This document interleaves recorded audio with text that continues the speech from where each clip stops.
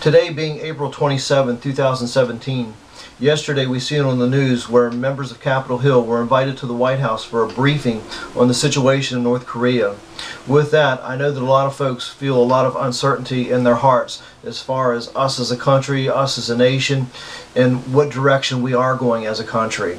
I know that there are people out there who love President Trump. I know there are people out there who hate President Trump. If you love President Trump, please pray for him. If you hate President Trump, please pray for him. But right now as a nation, we face a lot of uncertainties and we need a lot of prayer. With the situation in North Korea, with Russia, China, Syria, and Iran, I know that a lot of people are afraid. But as believers in Jesus Christ, we have a hope in something greater than what's going on here on earth. We have a hope in Jesus Christ.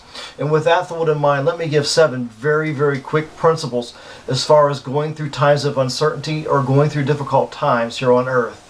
First of all, speaking from the book of Philippians, Paul said first off in verses 6 through 12, spiritual.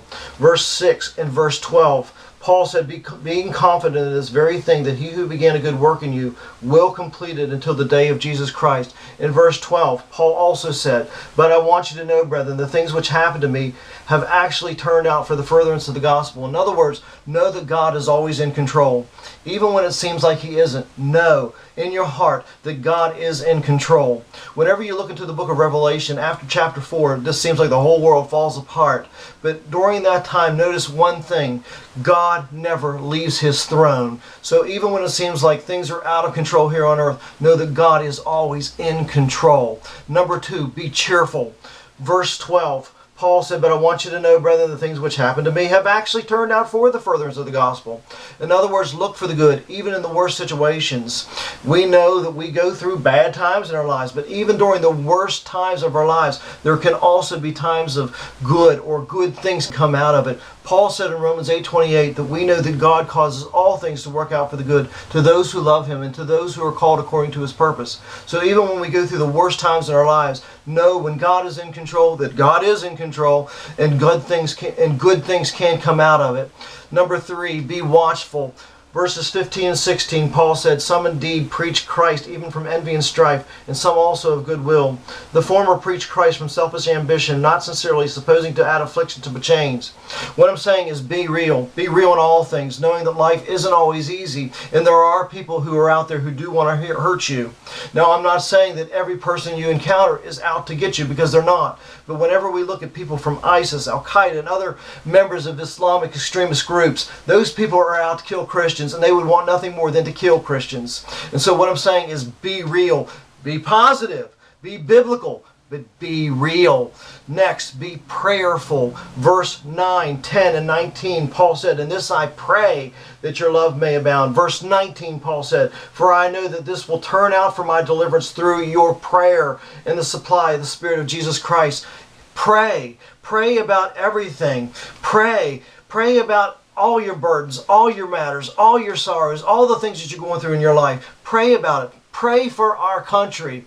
Number 5, be hopeful. Verse 20, Paul said, according to my earnest expectation and hope, that in nothing I shall be ashamed. Be hopeful. Even during those worst times of our lives, place your hope in God. Place your hope in an eternal future. 1 John even tells us that these things have been written to you who believe in the name of the Son of God, that you may know that you have eternal life. So we may have uncertainties here on earth, but we have hope in an eternal future in Jesus Christ.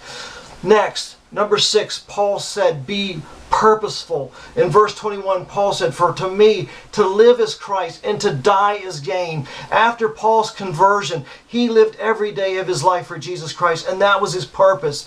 And while he was here on earth, even though he wanted to go home and be with the Lord, he knew that he had a purpose while he was on earth. Paul said, but if I live on in the flesh, this will mean fruit from my labor. Yet what shall I choose? I cannot tell. For I am hard pressed between the two, having a desire to depart to be with Christ, which is far better. Nevertheless, to remain in the flesh is more needful for you. And being confident of this, I know that I shall remain and continue with you all for your progress and joy of faith. So Paul knew as long as he was on earth, he was going to teach Keep teaching Christians how to be stronger Christians, how to grow in their faith and mature in their relationship with God. And last of all, be respectful. Verse 27, Paul said, only let your conduct be worthy of the gospel of Christ. In other words, live your life that honors Christ, or live a life that honors Christ.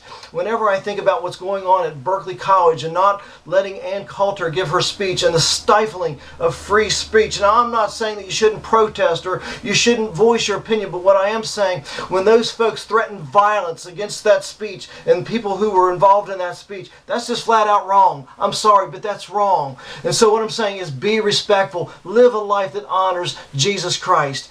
I hope this helps, and may God bless you.